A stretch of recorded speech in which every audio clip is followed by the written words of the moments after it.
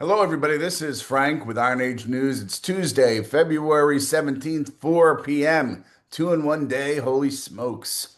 And we are going to talk about some recent papers that are flying back and forth between the Republicans and Democrats about the DHS shutdown.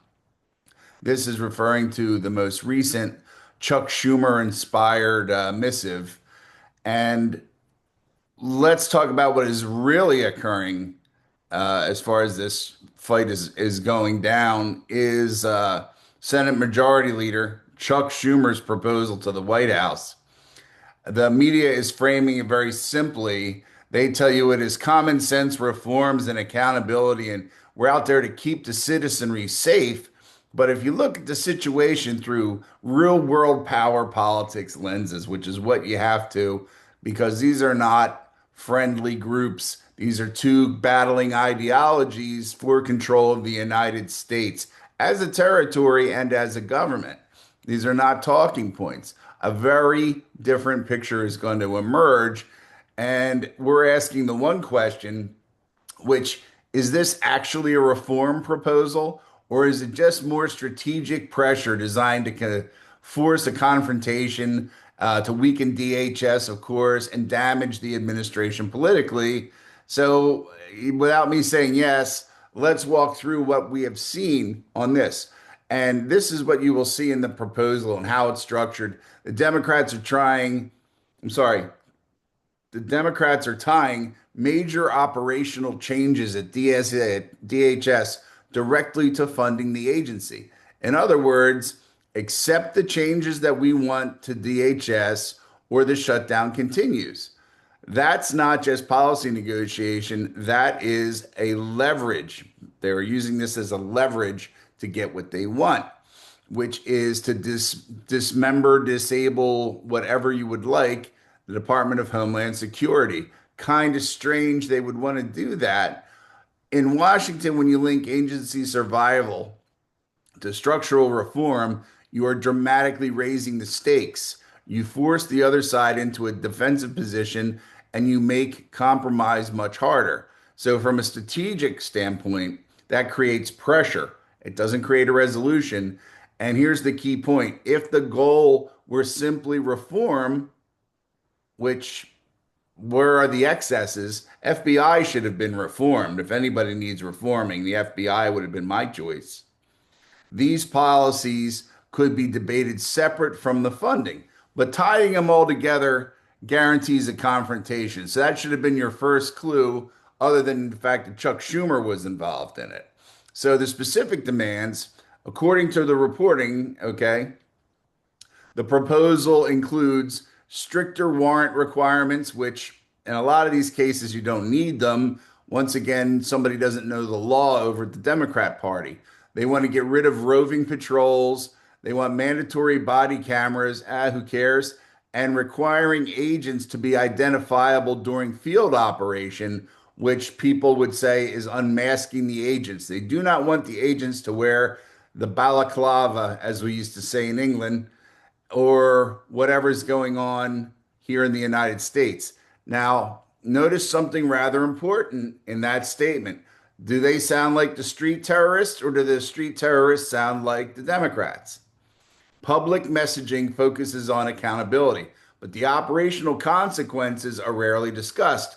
But operational consequences is what this is designed to destroy if it were to go through. The agent identification requirements to have them all publicly identifiable during operations is security issues. This is no different than having undercover cops. You don't run around doing an undercover drug deal down here in Miami and you have, hi, I'm John Smith. I live over in Margate. You don't do that. Federal agents deal with trafficking, smuggling organizations, violent criminal groups, the cartels, the Mexican government, all these organizations, these same guys, when they're not busy busting up shit in Minnesota, have to go deal with that. The minute you start showing their faces in Minnesota, we can't use them anywhere else in the world because the cartels have taken photographs of them and have them on a wall somewhere next to their Babe Ruth card. Okay. That means we are wasting agents continuously.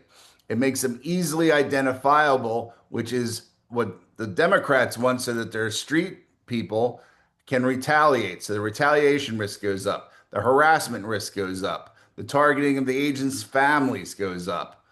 People won't want to take sensitive assignments. And these are real world operational risks. The public discussion mostly skips over that because it's the public, right? The combatants know what's up and they're just having a laugh. So ending the roving patrols, that's what's allowed enforcement flexibility. You wouldn't need to worry about ending roving patrols if you weren't out directly impeding law enforcement with, once again, your NGO backed groups of street thugs. This is all to make the battlefield easier for the Democrats and the socialists. Sometimes they're interchangeable. There's a war going on, and we want to take the guns away from the other team. And that's what the end of the roving patrols and the identification and this more warrants and more compliance. Because the more that they could get you to go in front of judges, we realize a lot of these medium court judges are activists, the less work is going to get done. It's going to cost more per man hour to go out and get these people off the streets. The idea is to make it so expensive and so dangerous that nobody wants to do the job or fiscally can't do the job. And that is illegal, what they're doing. All right. It's only a matter of time before one of these unions that's in charge of these federal agents grows a pair of balls and takes these guys into a courtroom, which they should. Okay. You can't do what's being done. You are discriminating against the people who are in those jobs. Yes, you are. All right. So let's talk about the language that's being used. You're hearing, and it's always a funny one, the DHS as rogue, as out of control, bloodthirsty this, Nazi that, right? That's fairly powerful rhetoric for the average guy and gal to hear. Oh, they're out of control. They're like the old days, crooked cops, the Miami River Police, that kind of stuff. It delegitimizes the institution itself. When political leaders describe an enforcement agency, which means Schumer and all the rest of the Democrats, AOC, always a classic, always a class act, that girl. It affects the public trust. It's going to make it harder to get recruitment in there. It bothers the morale. You can see that on the face of some of these guys.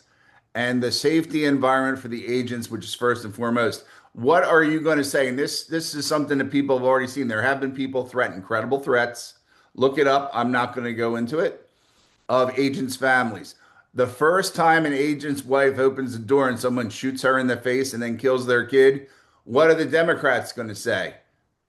They are not going to commiserate. They're going to say, well, see what happens when you enforce fascist laws? Bad things happen to bad people.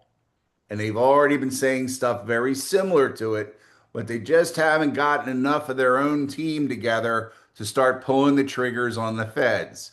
When that happens, you will hear something very similar to what I just said. All right. Sad, sick, bunch of pussies wouldn't pull the guns out themselves, but they can get these mindless zombies to do it. So what is missing from this proposal, before I have to go throw up from even discussing this, is another striking feature here we don't see. There's absolutely no implementation details, operational safeguards, agent protection measures, cost analysis, enforcement impact. If you're going to change the whole way shit's done, you have to have another way to do it. Without those details, the proposal functions as a political position rather than a fully developed operational plan.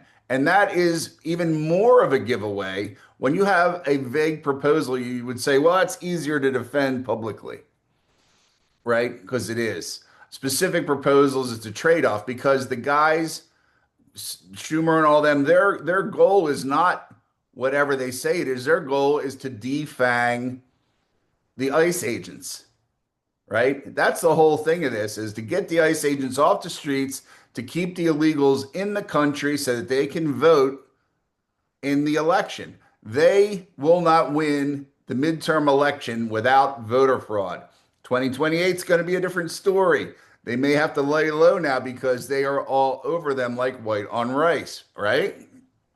So let's get to the real question here, which is an even bigger one. If you propose conditions the other side cannot realistically accept, which is what's going on, and insisted on them, the questions, as funding requirements, were you really negotiating? Or are you putting yourself in a position of leverage? Are you going to be able to say, I'm not going to pay for anything that DHS does because Donald Trump won't let me have what I want? And he won't let you have what you want because what you want is incredibly dangerous. And you also do not have the mandate of the people, regardless of what the news tells you, right? So you're kind of stuck doing this kind of shit. I would say that Chuck Schumer is sending this letter knowing that the Trump administration will tell him to go pound sand. And that is his excuse, when the excuse to the rest of the Democrats to not put any money into this and to dig in their heels.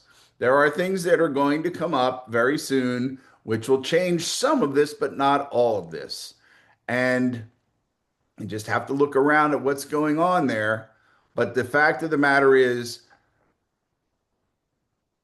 you have to accept, and I kept told four people today, if you do not accept that you are not in a cultural war per se, but an actual war, because we are, it'll make it a lot easier on your mind. You are involved in an insurgency and counterinsurgency operation across this entire country.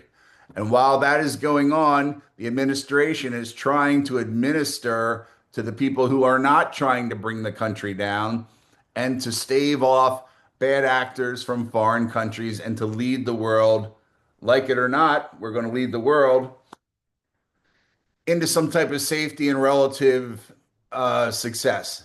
So a lot of big stuff going on there. This thing with Schumer, he puts this out, and at the same time he puts out the gay flag has to be flown right next to the American flag during Black History Month, right? So Schumer has already told the black people that, and I'll say this again, I've said it in another video. Schumer and the Democrats have written off the black vote as either we have certain areas like Atlanta, which are going to be ours, and the rest of the blacks, fuck them. They don't matter. It's a shame, but that's what's going to go on there. And they're going to go and play to their second tier, which is gay lesbian, but not your mother and father's gay lesbian, the new transsexual, queer, doesn't mean anything, doesn't make any sense, doesn't have a job gay, lesbian, bisexual, transgender, blah, blah, blah. That flag, not the Stonewall flag. If you have the Stonewall flag up, I will respect you. If you have the other one up, you're just playing games. So that's where we're going to leave that for now. Any questions, comments, any issues you want us to analyze, please feel free to contact us at any of the sites that you see this video on, or on Substack, or at southfloridaconservative.com. All right. Have a good day and be safe.